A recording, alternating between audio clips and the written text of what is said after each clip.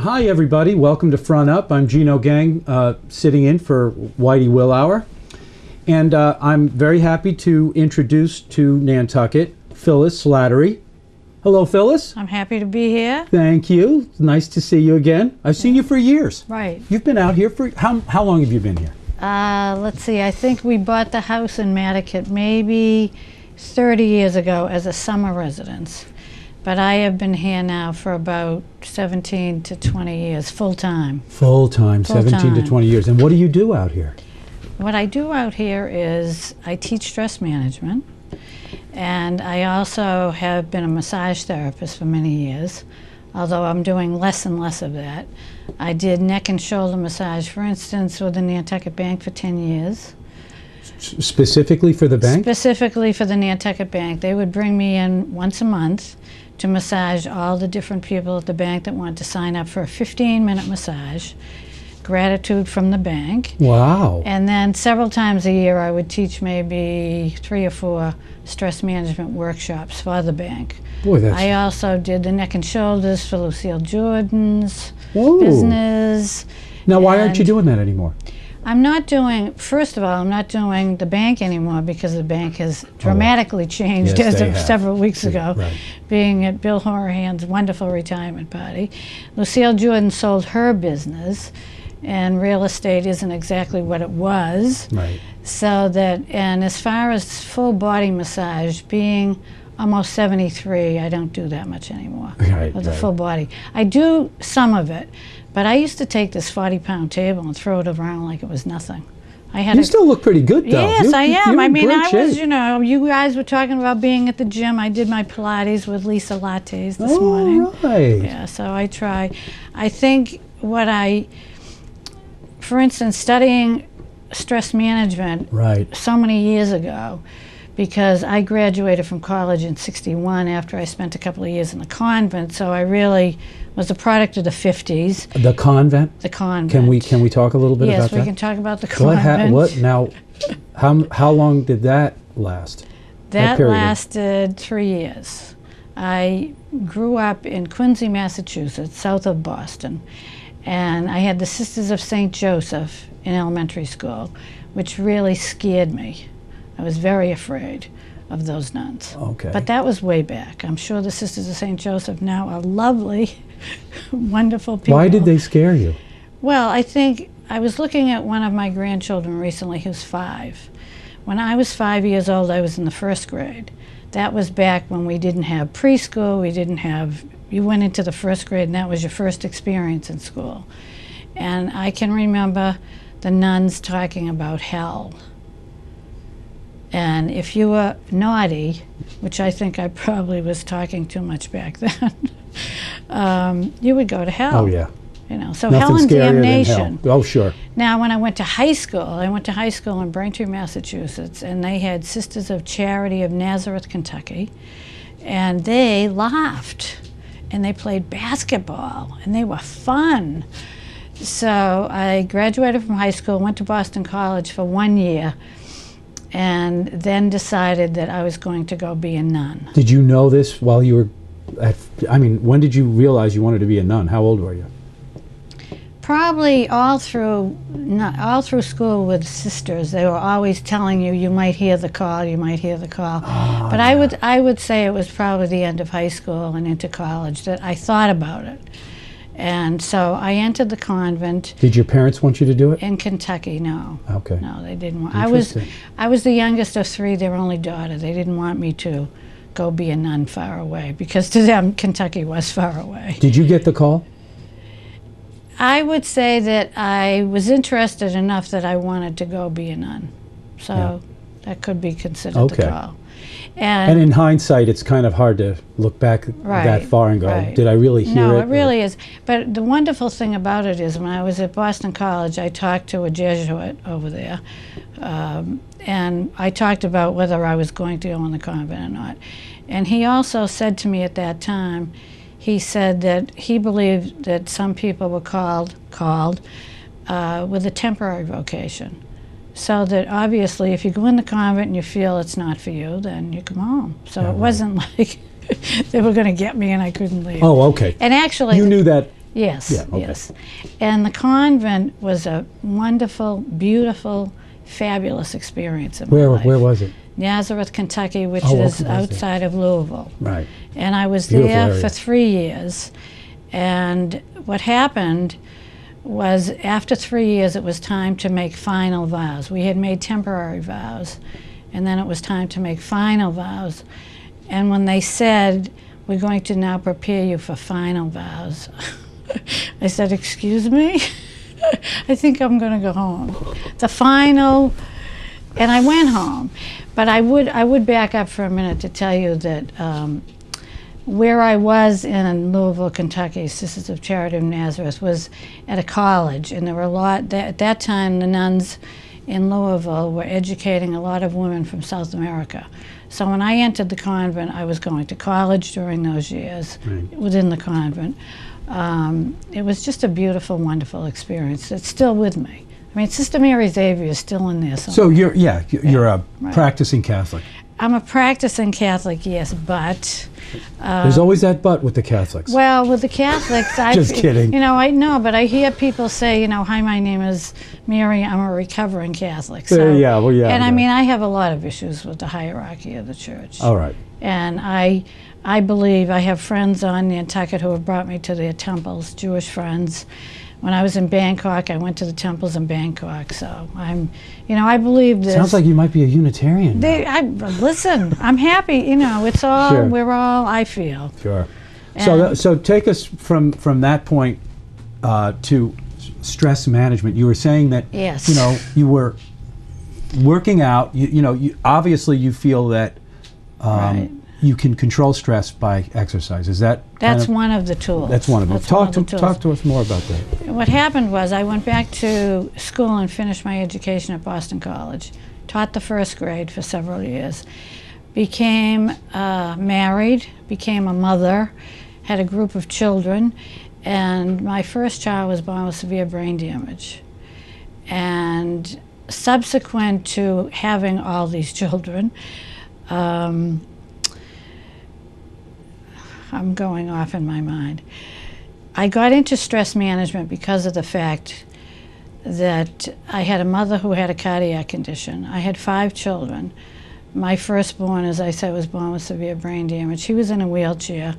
So Yeah, I was so- feeling somewhat stressed myself. Okay. And I read about this wonderful physician in Boston, Dr. Herbert Benson.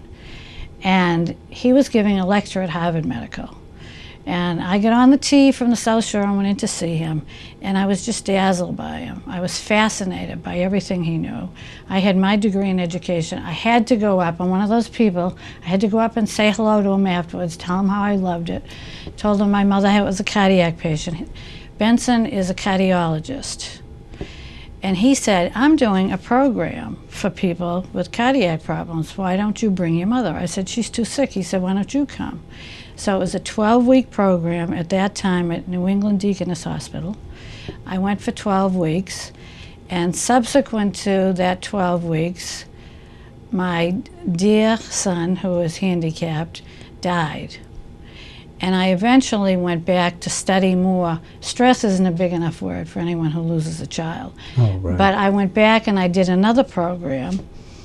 And at the end of the program, Benson's staff came to me and they said, you have a degree in education. We think with your life experiences that you would be great teaching Benson's program, because at that time he was starting to educate teachers, nurses, etc. And I was like Woody Allen. I'm like, do they mean me? I mean, I had been in the house with 5 kids, you know. I knew I had a degree in education, but believe me, if I was coloring with the kids and they wanted to turn the page, forget it. I wasn't ready. Right, right. So that was my whole life. And I did. I went back and I did the training, and that's how I got into teaching stress management. All right, tell us a little bit about that. Stress management, according to Herbert Benson, who was the cardiologist, and Benson is one of the pioneers in the mind-body field.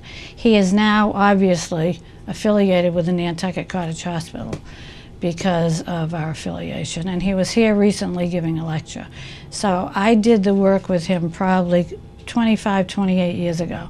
Stress management is a whole body of work that Benson has put together according to his program. And what he says is, I have a toolbox I will give you to help you with your stress. Now, you know, what happens when we become stressed? We feel the fight or flee syndrome. The fight or flee syndrome is an innate experience that protects us against a threat. Now, in modern day society, unlike when it was the tiger tooth coming after us, that now I might be stressed doing this, for instance. Public speaking is number 3 on the stress scale, coming only after death and divorce. It might be your boss, it might be a coworker, it might be a family member. So what do we do with this? We can't do fight, we can't attack, even though sometimes we might want to, and we can't run like hell away from these people or these experiences. So what do we do with it? So when we feel the fight or flee syndrome within our body, there's a whole toolbox, as Benson calls it, that we can call upon. The first is the breath. I mean, we heard someone today when you were interviewing, take a deep breath. The breath is a fabulous technique that we have with us. It's always with us. And when you completely exhale, if you take a breath and you completely, it's the body's natural way of relaxing. So that's one of the techniques. But you have to remind the body to do that. You have to remind it. But somebody said to someone here today when you were recording, take a deep breath. But when you become aware of it, now when I teach a workshop, for instance, I'll say to people, most of people drive. So every time you put the key in the ignition, say to yourself, I'm just going to take a deep breath. Or when you experience the fight or flee syndrome, you know you're having it. Your heart rate's beating, your respiration increases, your muscle tones tense. And the idea being, if you either had to fight or flee, you had to use these large muscle masses in your body to either run or fight. The blood is taken away from the brain. That's when we can't think straight. You know, when you get stressed, you can't find your keys, you don't know what you want to say. Right. So the breath is a fantastic, that's just a beginning What's another one? about.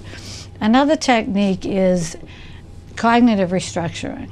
And that means, how do you think? Are you a pessimist? Are you always thinking negatively? Are you an optimist? What do you hear in here? Now, for instance, in my family growing up, Benson would say, listen, what are your old tapes that stress you? Now, my father was a great one to tell everyone, the Red Sox, the Bruins, my mother, myself, how can you be so stupid? You know, you do something, and my father was always like, how could you be so stupid? Right. So I recognized when I was studying with Benson that that was one of my old tapes. Now, that's not going to help me any. So what do I do with that? You can replace an old tape that you might hear by a positive affirmation. Now, I couldn't go from how can you be so stupid to I'm brilliant. So I use the affirmation, daily I am growing in intelligence. Now, it's many, many, many years later, as I said. I never hear that. I never hear that old tape. So you begin to recognize, what are your old tapes? Now, for instance, you could hear an old tape about anything in your life. I can't do this, I can't handle this, I'm overwhelmed. That doesn't help you deal with whatever the problem is. You can replace that tape with, I'm strong, I can handle this, I can do this. And that a short affirmation is a short positive statement that you repeat to yourself. How especially. often? You can repeat it anytime you get the negative. So if you hear that negative self-talk, you know, I can't handle this, I can't do this. You say to yourself, I'm going to replace this with my affirmation. Benson suggests that you write it down, you put it in your car, you put it in your mirror in the bathroom. You know, I hate to go back to this, but, you know, it reminds me of Saturday Night Live. Right. Stuart Smalley. Right, yeah, Stuart Smalley, he was great. I mean, but that was funny. Right, but it's it's actually effective. Now, the other, when you talk about being funny, the other one who has worked with Benson, and now she's out on her own, and a lot of people have seen her on Channel 2, Loretta LaRoche. I want to grow up and be Loretta. She's a laugh therapist. And she says things like, now listen, she is a riot. She says, now listen, you hear these people, you hear them. She said, just pretend you're on the bus, pull over the bus and tell them to get out, get off my bus. Because a lot of us can identify where that old tape comes from. And then there's another part of cognitive restructuring that I worked with a woman on Nantucket, in fact, who said, I don't hear any old tapes like that. But this particular woman, self-employed, ran a business. Every once in a while, she would do so much and work so hard that she would be in bed with migraine headaches, periodically. So she didn't hear the old tapes, but she had an old belief system from her parents that you work 24/7 practically.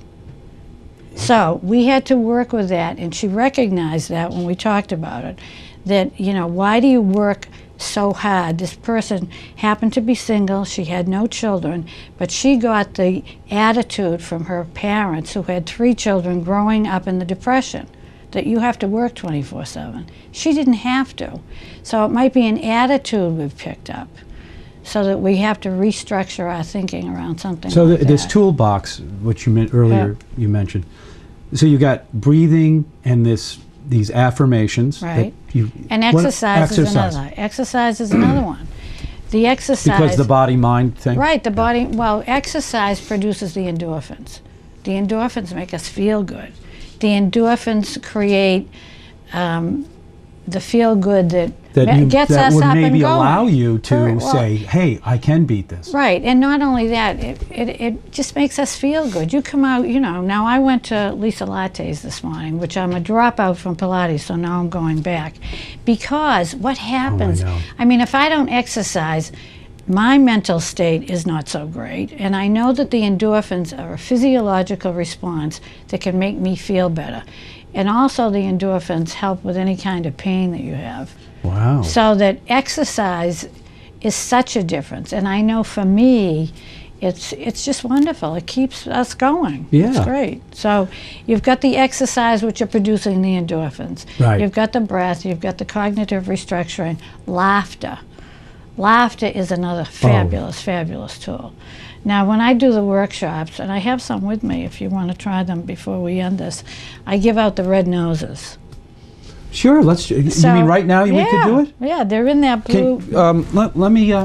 Just grab that blue. I'm hooked up here, but this thing right blue here. Bag, yes.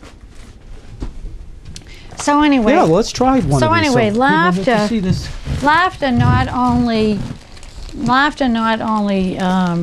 makes us feel good. We connect to other people. They say laughter is the shortest distance between 2 points. All right. Yep. But the laughter also creates the endorphins, so you feel good. Right. The laughter ups the function of the T cells, which fight off infection. So it's all good stuff.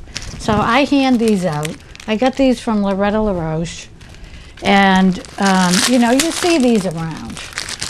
But it's very interesting. I mean, is this part of what you do? Like if you show up to a stress management thing, you're bringing these things with you? I always do it. I do a workshop. I bring the red noses, and everybody, we put on our red noses. Now, how's that? Is that good? I mean, you have to laugh. You get a group of people together with their red noses. Eventually, somebody's going to break the ice here, and it's going to erupt. Yeah, no, you get into laughter. Sure, and the other part fun. of it is, what you can do, I'm going to speak to you for a minute. The other part of it is that you don't even have to be with other people. I mean, say I keep one of these in my car, all right? Now, even when I'm going to, if I'm going to exercise, right, I don't want to do it. I woke up, I'm grumpy, I'm tired. I get in the car, I said, oh my God, there's my red nose. I put my red nose on, I'm driving down the street. Now, I live across the street from Chris Whitty. So Chris Whitty calls me up one day and he said, what was going on? I see you driving down the street with this red nose on, right? So we can laugh at ourselves. It seems like 100 years since I reached out to dry those tears.